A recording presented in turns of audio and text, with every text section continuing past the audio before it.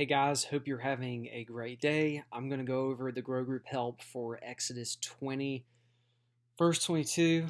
Sorry, I'm running, or I just ran up the stairs to record this video. So we're in Exodus 20, verse 22 through, get this, Exodus 23, verse 19. Kyle, that's a lot of chapters. You're talking about 20, 21, 22. So you're talking about 4 chapters, okay?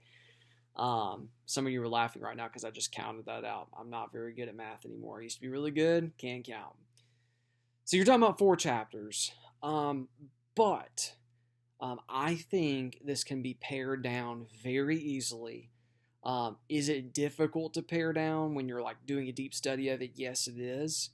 But when you really think about it in light of Sam's message, Sam Rivera is going to be teaching the Ten Commandments and talking through chapter 19, verses 1 through chapter 20, verse 21, just kind of God's calling to his people to the moral law of the Ten Commandments and how, like, God had called his people to be different.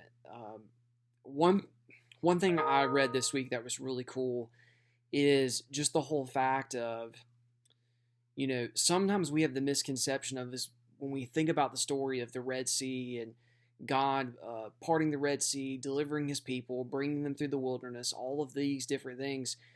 We kind of have this misconception of, well, God delivered his people from the evil King Pharaoh and rescued them. And it's almost like we've given this picture of like God's people having this independent freedom now. Like it's kind of like this, oh, we can live however we want to.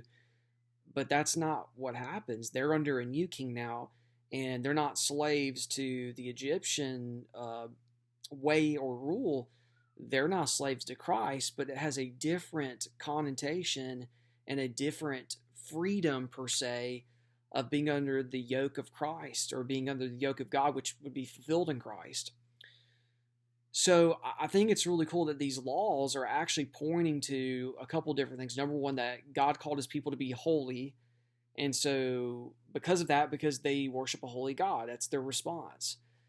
You're going to see that in chapter 20, verses 22 through 26, when God calls them to make a simple altar. Not to cut it, not to make it into different stones or different stuff like that. He's called them to live different and not to be like the other nations that make carved images that are of other gods. He says, no, I'm the Lord. I am your God.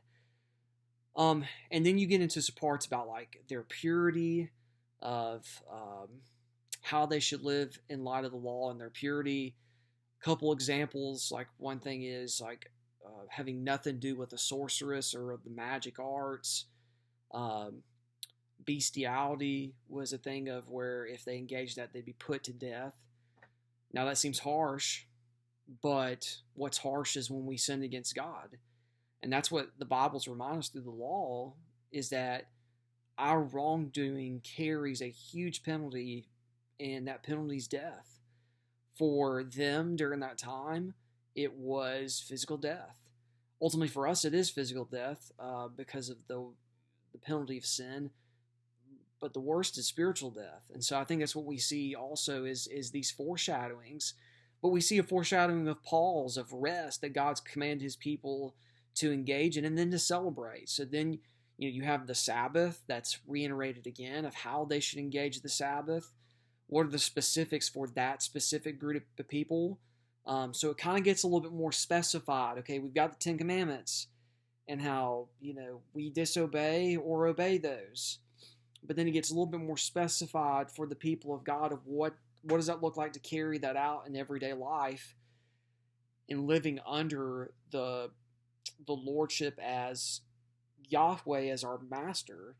And so part of that was celebrating the festival of unleavened bread, celebrating the feast harvest, the feast of ingathering, talking about their deliverance, their freedom from oppression, the provision that was given to them, and then what led to their salvation.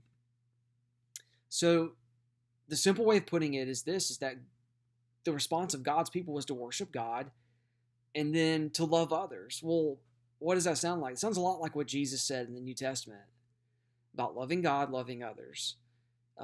He talks about, if you could wrap the law into one, well, he does, but then he carries out and fleshes out in two spectrums: love God, love others. There's the upward, so you got the vertical of loving God, and then you got the horizontal of loving others, and so you're going to see that in the law.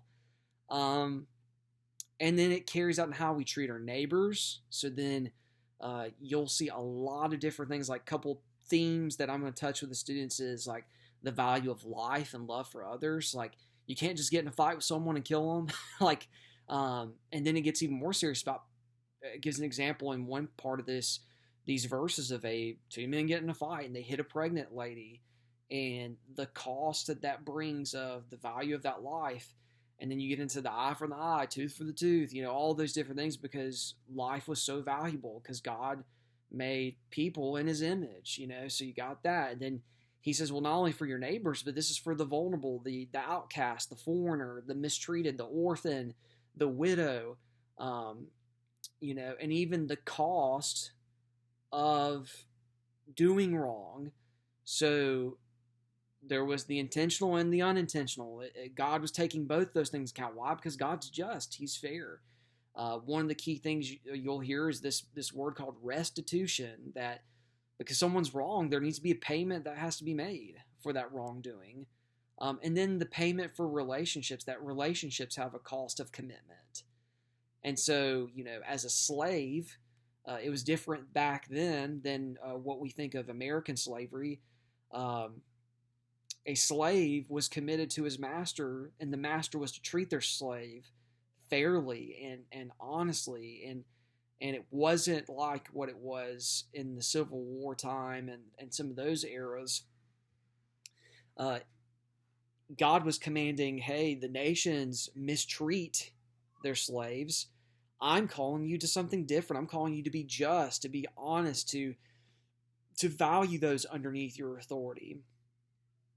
And then for those who are underneath that authority, to submit to that authority. So that's another theme that you see. So what do we get from this? Like, okay, for a student, where do they take away from this? Two simple things I'm just going to, and again, you could go 3,000 years on application for this, but two simple applications I think that'll carry forward is just because God saved you doesn't mean you have this unlimited freedom to do whatever you want. That's one. You got to look at the care, the cost, and the worship that's due to God.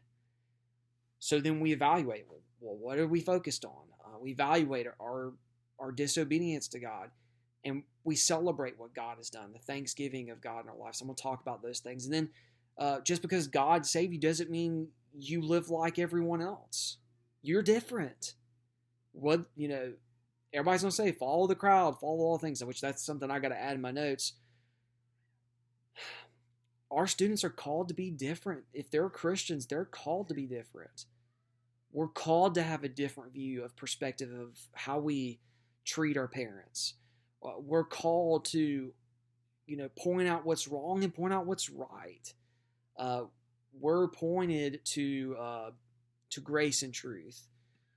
We are called to care for those who are someone else's son and daughter.